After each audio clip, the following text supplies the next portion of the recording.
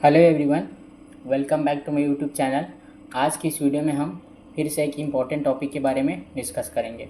आज की इस वीडियो में हम जो सर्जिकल पोजीशन है उसके बारे में डिस्कस करेंगे।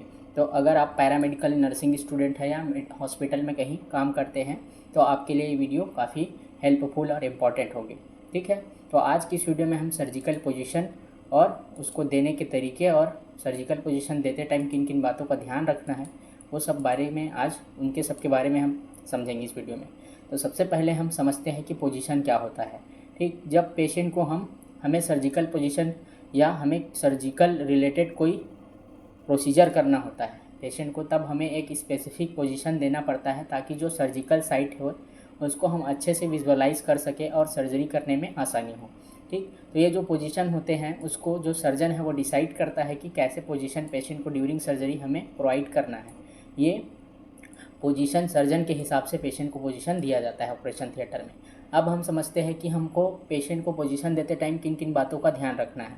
ठीक, तो पेशेंट को पोजीशन देते टाइम हमें अगर दबाव वाले एरिया है जैसे हील है, स्क्रोटम है, ऑक्सीपिट है, इन सभी जो एरिया है उनको हमें क्या करना है, पेशेंट को सावधानीपूर्वक वहाँ को सुरक्षित रखना है ताकि वहाँ पे कोई प्रकार का जो प्रेशर है या वहाँ पे दबाव ना पड़े। इस टाइप हमें पोजीशन देना है। दूसरा चीज़ है, अगर स्किन है या पेरिनेल एरिया या नर्व वेन, जहाँ अधिक संख्या में वेन है या नर्व है उस एरिया को हमें प्रेशर से बचाना है ताकि वहाँ पे दबाव ना पड़े। दूसरा, अगर जब हम पेशेंट को एनेस्थीसिया देते हैं, पेशेंट को जब एनेस्थीसियोलॉजिस्ट एनेस्थीसिया देता है और तो साथ में उसको मसल रिलैक्सेंट की मेडिसिन देते हैं जिससे क्या होता है उसका मसल जो है रिलैक्स हो जाता है। तो इस स्थिति में पेशेंट को हमें सावधानीपूर्वक पोजीशन देना है और उसके जो जहाँ पे प्रेशर है, प्रेशर जहाँ पे पड़ सकता है उस एरिया में हमें पिलो रखना है। अगला है, ब्रेकियर प्लेक्सस को इंजरी से बचाना है क्योंकि जब हम पेशेंट को एनेस्थीसिया दिया जाता है तो साथ में उसको मसल रिलैक्सेशन मेडिसिन देने की वजह से उसका जो लिम्स है उसमें बहुत शिथिलता आ जाती है, तब हम उसको सैंगिंग होने से रोकना है। अब समझते हैं पोजीशन कौन कौन से टाइप के होते हैं। तो सबसे पहला हमारा जो पोजीशन है वो सुपाइन पोजीशन है। ये एक सामान्य पोजीशन है जिसके बारे में आपको पता होगा। सुपाइन पोजीशन, इसमें हम पेशेंट को क्या करते हैं, ओटी टेबल में सीधा लेटा देते हैं। ऐसे सीधा लेटा देंगे तो इसका जो सिर वाला ये ऊपर फेस वाला एरिया है वो ओटी के रूफ की ओर रहेगा और जो नीचे वाला पीठ वाला जो बैक वाला एरिया है वो ओटी टेबल से चिपका रहेगा। और यहाँ पे एक सेफ्टी बेल्ट लगा देंगे ताकि जो पेशेंट है वो सुरक्षित तरीके से यहाँ पे रहेंगे और ऐसे इसके जो हैंड्स हैं उनको फिक्स कर देंगे। इस पोजीशन को हम बोलते हैं क्या, सुपाइन पोजीशन। इसमें हम जो सेफ्टी बेल्ट लगाते हैं वो थाई से 2 इंच ऊपर बांधते हैं। ठीक है, इसको बोलते हैं सुपाइन पोजीशन।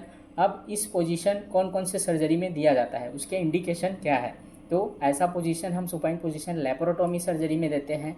अगर एब्डोमिनल रिलेटेड सर्जरी है या लेप्रोटोमी सर्जरी है तब हम पेशेंट को क्या करते हैं, सुपाइन पोजीशन देते हैं।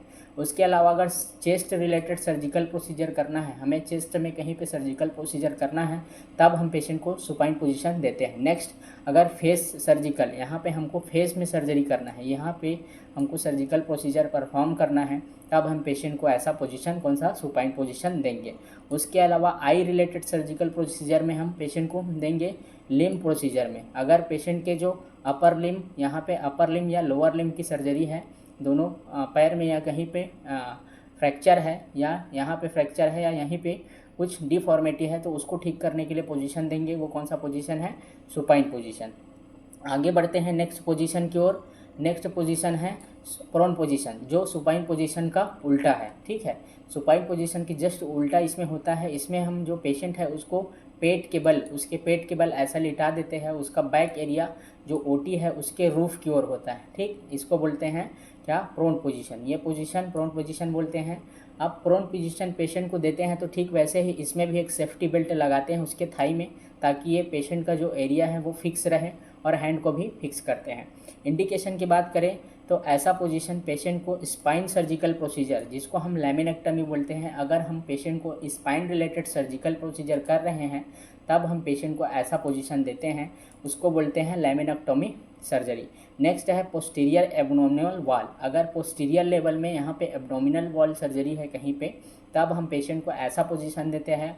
और अगला जो सबसे इम्पॉर्टेंट है न्यूरो सर्जरी में, इसको बोलते हैं क्रेनियोटॉमी। अगर क्रेनियोटॉमी सर्जरी है तब हम पेशेंट को ऐसा प्रोन पोजीशन देते हैं। ठीक है, तो ये होती है उसके इंडिकेशन प्रोन पोजीशन के। आगे बढ़ते हैं नेक्स्ट पोजीशन की ओर। तो नेक्स्ट पोजीशन है ट्रेंडेलेनबर्ग पोजीशन है, जो भी एक ये पोजीशन क्या है, सुपाइन पोजीशन का ही एक, ये सुपाइन पोजीशन का ही दूसरा रूप है, लेकिन इसमें थोड़ा सा डिफरेंस होता है। इस पोजीशन में पेशेंट को क्या करते हैं, पहले सुपाइन पोजीशन में सीधा लिटाते हैं, उसके बाद उसके हेड्स और बटक जो है उसको थोड़ा सा नीचे ऐसा झुकाते हैं, जैसे आप डायग्राम में देख रहे हैं, ऐसा नीचे थोड़ा सा झुकाया गया है पेशेंट को। और यहाँ पे सेम वैसे ही यहाँ भी एक सेफ्टी बेल्ट लगा देते हैं, जैसे सुपाइन और प्रोन पोजीशन में लगाते थे। मरीज को जब हम लिटाते हैं तो उसके पश्चात 45 डिग्री के एंगल पे उसको झुकाते हैं। जो यहाँ का एंगल है, यहाँ के ओटी टेबल का एंगल है, वो 45 डिग्री एंगल होना चाहिए। इसको बोलते हैं ट्रेंडेलेनबर्ग पोजीशन। ऐसा पोजीशन जो है वो कौन सा पोजीशन कहलाता है, ट्रेंडेलेनबर्ग पोजीशन कहलाता है। ये पोजीशन हम पेशेंट को कब देते हैं, जब पेशेंट को पेल्विक प्रोसीजर होता है, पेल्विक रिलेटेड प्रोसीजर जब हमको करना है यहाँ पे, तब हम पेशेंट को कौन सा पोजीशन देंगे, ट्रेंडेलेनबर्ग पोजीशन। अगला शॉक के ट्रीटमेंट में, शॉक मतलब क्या होता है, जब मान लो कहीं पे मान लो ब्रेन में हमको ब्लड सप्लाई, ब्लड फ्लो करना है, तब पेशेंट को ऐसा लिटा देंगे ताकि जो ब्लड का फ्लो है वो ब्रेन की तरफ हो और ब्रेन डेड ना हो। तो शॉक के ट्रीटमेंट में हम ऐसा पोजीशन देते हैं, ट्रेंडेलेनबर्ग पोजीशन। अब आगे बढ़ते हैं अगला पोजीशन के बारे में। अगला पोजीशन हमारा है लेटरल पोजीशन, जो कि एक सामान्य पोजीशन है जिसके बारे में आपको पता होगा। अब लेटरल पोजीशन को समझते हैं। लेटरल पोजीशन दो टाइप्स के होते हैं, या तो राइट लेटरल देंगे या तो लेफ्ट लेटरल देंगे, ठीक है। ये उसके बॉडी रीजन के हिसाब से, अगर पेशेंट के इस साइड को हमें सर्जिकल प्रोसीजर करना है तो लेफ्ट लेटरल दे रहे हैं, और अगर इस साइड का, नीचे साइड का करना है तो उसको राइट लेटरल पोजीशन देंगे। इसमें पेशेंट को सीधा लिटाएंगे, पहले लिटाने के बाद क्या करेंगे, उसको ओटी टेबल में जो ये बटक वाला एरिया है यहाँ से उसको पकड़ के थोड़ा सा साइड में लाएंगे। फिर साइड में लाने के बाद उसके नीचे वाला जो पैर है उसको घुटने से, नीचे वाला जो पैर है आप देख रहे हैं डायग्राम में, चित्र में यहाँ पे दिख रहा है, जो नीचे वाला पैर है ये वाला, उसको घुटने से मोड़ देते हैं और उसके बीच में एक पिलो लगा देते हैं। ऐसा पिलो लगा देते हैं और पिलो लगाने के बाद फिर से ऐसा उसको फिक्स कर देते हैं। यहाँ पे जहाँ पे प्रेशर वाला एरिया है और सिर वाले जो एरिया, हेड वाले, वहाँ पे हम पिलो लगा देंगे। तब जो पोजीशन हमें बनेगा, जो मिलेगा, वो पोजीशन कहलाएगा लेटरल पोजीशन। अब समझते हैं कि इसका इंडिकेशन क्या है, लेटरल पोजीशन कब हम पेशेंट को देंगे। तो लेटरल पोजीशन हम किडनी रिलेटेड जब ऑपरेशन करेंगे, यहाँ पे जब हम कोई किडनी रिलेटेड सर्जिकल प्रोसीजर करते हैं, तब हम पेशेंट को कौन सा देंगे, लेटरल पोजीशन देंगे। अगला रेट्रोपेरिटोनियल सर्जिकल प्रोसीजर, अगर रेट्रोपेरिटोनियल सर्जिकल प्रोसीजर हम करेंगे तब हम पेशेंट को लेटरल पोजीशन देते हैं। या हेमीथोरेक्स में, हेमीथोरेक्स जब होता है पेशेंट को, तब हम ऐसा लेटरल पोजीशन देते हैं। चलिए बढ़ते हैं नेक्स्ट अगला पोजीशन की ओर। अगला पोजीशन हमारा है मॉडिफाइड लेटरल पोजीशन। ये भी लेटरल पोजीशन है, लेकिन ये उसका मॉडिफाइड रूप है। इसमें हम पेशेंट को सामान्य जो सर्जिकल साइट है रहेगा, वहाँ पे एक किडनी ब्रिज के ऊपर शरीर को रखने के लिए बटक्स ऊपर से ओटी टेबल के साथ ऐसा जो सेफ्टी बेल्ट है उसको ऐसा बांध देंगे, ठीक। और जो इसका हेड है और नेक है इसको थोड़ा सा नीचे झुकाएंगे, ठीक, जैसा आप डायग्राम में देख रहे हैं। और उसके हैंड को, जो हैंड है इसको ऐसा फिक्स करेंगे और पैर की तरफ ये ऐसा एक स्ट्रिप लगाएंगे। इस टाइप जो पोजीशन हमें प्राप्त होगा उसको क्या बोलेंगे, मॉडिफाइड किडनी पोजीशन। यहाँ पे जैसे दबाव वाले एरिया है, जहाँ पे प्रेशर वाले एरिया है, वहाँ पे एक हम पिलो रख देंगे और टेबल को थोड़ा ऐसा झुका देंगे। तब जो पोजीशन हमें प्राप्त होगा, जो मिलेगा, वो पोजीशन क्या कहलाएगा, मॉडिफाइड लेटरल किडनी पोजीशन। यह पोजीशन ज़्यादातर इंडिकेशन की बात करें तो ये किडनी रिलेटेड सर्जिकल प्रोसीजर जब करेंगे तब ये पोजीशन करते हैं। अब ऐसा इसलिए करते हैं क्योंकि जब किडनी रिलेटेड सर्जिकल पोजीशन करेंगे ऐसा, तो इसमें जो हमारा ये सर्जिकल एरिया है वो अच्छे से हमें विजुअलाइज होगा, सर्जरी करने में हमें कोई दिक्कत नहीं होगा। तो किडनी रिलेटेड सर्जिकल पोजीशन में मॉडिफाइड लेटरल किडनी जो पोजीशन है वो दिया जाता है। अब बढ़ते हैं नेक्स्ट पोजीशन की ओर। तो नेक्स्ट पोजीशन हमारा अगला है लिथोटॉमी पोजीशन, जो कि गायनिकोलॉजिकल प्रोसीजर के लिए बहुत इंपॉर्टेंट पोजीशन है। इस पोजीशन में ही गायनिकोलॉजिकल प्रोसीजर जो है वो होता है, ठीक है। गायनिकोलॉजिकल प्रोसीजर इस पोजीशन में होता है। तो बात करें अगर लिथोटॉमी पोजीशन की, तो लिथोटॉमी पोजीशन में, जो लिथोटॉमी पोजीशन का मतलब पेशेंट को ऐसे बैक के बल, पीठ के बल ऐसा लिटाया जाएगा पेशेंट को, ठीक है। ऐसे लिटाने के बाद पेशेंट को ऐसा पीठ के बल लिटाने के बाद फिर जो उसका ये घुटना है उसको ऐसे मोड़ के यहाँ पे एक स्ट्रिप से ऐसा फिक्स कर देंगे। इस स्ट्रिप से फिक्स करने के बाद जो पोजीशन हमें मिलेगा इसको बोलते हैं लिथोटॉमी पोजीशन। इसमें हम पैर जो है यहाँ से यहाँ को ये स्ट्रिप से फिक्स कर देंगे और यहाँ पे एक पिलो लगा देंगे। इसको बोलते हैं क्या, लिथोटॉमी पोजीशन। यह पोजीशन एनस रिलेटेड, एनस मतलब कि अगर पाइल्स का सर्जरी है यहाँ पे, तब हम पेशेंट को ऐसा पोजीशन देंगे। या पेरिनियम सर्जिकल प्रोसीजर, उसके अलावा vaginal related surgical procedure. Example के लिए अगर नॉर्मल डिलीवरी होता है तब पेशेंट को इस टाइप का पोजीशन दिया जाता है। कौन सा पोजीशन, लिथोटॉमी पोजीशन। अब आगे बढ़ते हैं अगला पोजीशन की ओर। अगला पोजीशन जो हमारा है वो है फॉलर पोजीशन।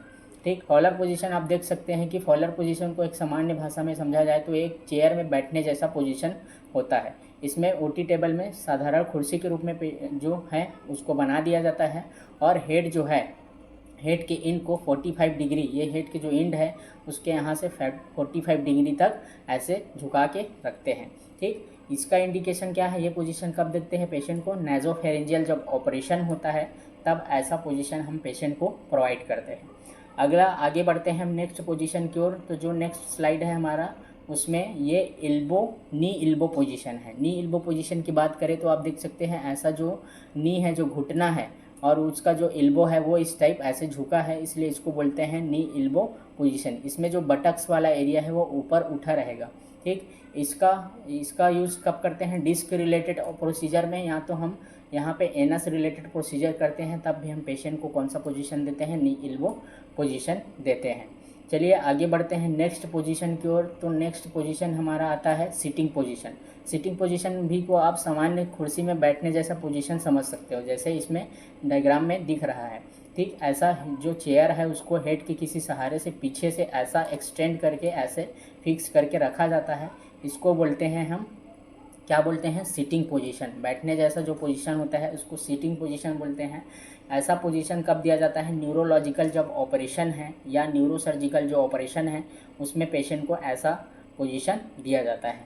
चलिए आगे बढ़ते हैं नेक्स्ट जो हमारा पोजीशन है उसके बारे में। नेक्स्ट पोजीशन है jack knife position. Jack knife position, तो इस पोजीशन में क्या करते हैं, जो मरीज है उसको प्रोन पोजीशन में पहले लेंगे। पहले पेशेंट को ऐसा प्रोन पोजीशन में लेंगे। प्रोन पोजीशन में लेने के बाद मान लो ये यहाँ पे ऐसा पेशेंट लेटा है, ये ओटी टेबल है, तो प्रोन पोजीशन में लेने के बाद अब ये वाला जो टेबल का ये वाला एरिया है वो उसको ऐसे 90 डिग्री के एंगल पे, ये जो दोनों के बीच का एंगल है वो 90 डिग्री का एंगल ऐसा बनना चाहिए। यहाँ पे आप देख सकते हैं पहले पेशेंट को हमने प्रोन पोजीशन में लिया, उसको बाद प्रोन पोजीशन लेने के बाद जो ओटी टेबल है उसको ऐसे 90 डिग्री के एंगल पे जो यहाँ पे दिख रहा है ऐसा मोड़ दिए और इसको फिक्स कर दिए। यहाँ पे किसके हैंड को फिक्स कर दिए, किससे, वहाँ पे सेफ्टी बेल्ट से।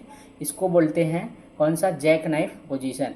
अब यह पोजीशन रेक्टल रिलेटेड प्रोसीजर में, एग्जांपल के लिए अगर हमें पाइल्स का ऑपरेशन करना है तो ऐसा पोजीशन पेशेंट को दिया जाता है। चलिए बढ़ते हैं नेक्स्ट पोजीशन की ओर। तो नेक्स्ट हमारा पोजीशन है, यहाँ पे देख सकते हैं जो ये जो पोजीशन है इनके बारे में समझते हैं थोड़ा। Position for gall bladder and biliary operation. अगर गॉल ब्लैडर रिलेटेड कोई सर्जिकल प्रोसीजर है या बिलियरी ऑपरेशन है तब हम पेशेंट को कैसा, सुपाइन पोजीशन से लेटाते हैं और थोरैक्स के निचले भाग को ब्रिज की सहायता से थोड़ा ऊपर उठा देते हैं, कंधों के नीचे पिलो और स्पाइनल के हाइपर एक्सटेंशन को रोक देते हैं। यह पोजीशन जो है position for gall bladder and biliary operation के लिए होता है। इंडिकेशन की बात करें तो इसमें gall bladder and stone surgery. अगर गॉल ब्लैडर में जो हमारा गॉल ब्लैडर होता है, आपको पता होगा ऐसे जो गॉल ब्लैडर होता है यहाँ पे ऐसा एक कॉमन बाइल डक्ट आता है, ठीक है। तो यहाँ पर अगर स्टोन हो जाता है तो उसको हमको ऑपरेट करने के लिए जो पोजीशन दिया जाता है उसको बोलते हैं gall bladder and biliary operation position, ठीक है। Next mastectomy position. इस पोजीशन को पेशेंट को सुपाइन अवस्था में लिटाते हैं और उसके जो भुजा है उसको थोड़ा सा दूर लेके जाएंगे या लिम्स को दूर लेके जाएंगे और स्ट्रिप से फिक्स कर देंगे। यह मैस्टेक्टमी पोजीशन कब देते हैं, जब पेशेंट को हमें ब्रेस्ट रिलेटेड सर्जिकल प्रोसीजर है, मान लो ब्रेस्ट में कहीं पे गायनिकोमेस्टिया है या कहीं पे ब्रेस्ट में ट्यूमर बन गया है, तब पेशेंट को ऐसा पोजीशन देते हैं, या एक्जिला सर्जरी में, ठीक। नेक्स्ट बढ़ते हैं position for hip and femur operation.